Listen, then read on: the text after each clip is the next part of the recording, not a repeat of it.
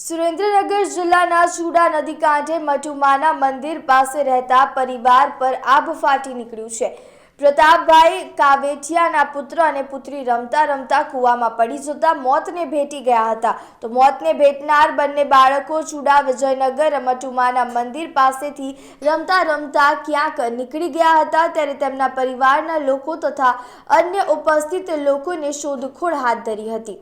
ત્યારે જાણવા મળ્યું હતું કે તેમના પરિવારના જ ભાઈ અને બહેન એમ બે બાળકોના મોતથી પરિવારજનો પર આભ ફાટી પડ્યું હતું। ઘટનાની જાણ થતાં ચૂડા પોલીસ સ્ટેશનના પીએસઆઈ એચ જાડેજા અને તેમની ટીમ હોમગાર્ડ જવાનો અને ગ્રામજનો દ્વારા ઘટના સ્થળે દોડી આવ્યા હતા।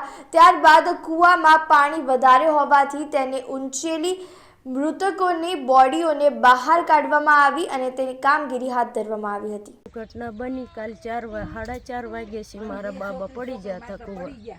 છોકરી છોકરો બે બીન બાબો બે પડી ગયા કૂવામાં અને જીવાય બી જતો રહ્યો। અમને ખબર નથી અમે જોવા જતા અહીંયા હતા જ નહીં। સગનભાઈનો કૂવો કહેવાય અને કાંઠા વગરનો છે, બાંધ્યો નથી। કેટલી વખત કીધું પણ માન્યા નહીં। તો આટલી વિનંતી છે કાં બંધાઈ દો કૂવો અને કાં તો બુરાઈ દો।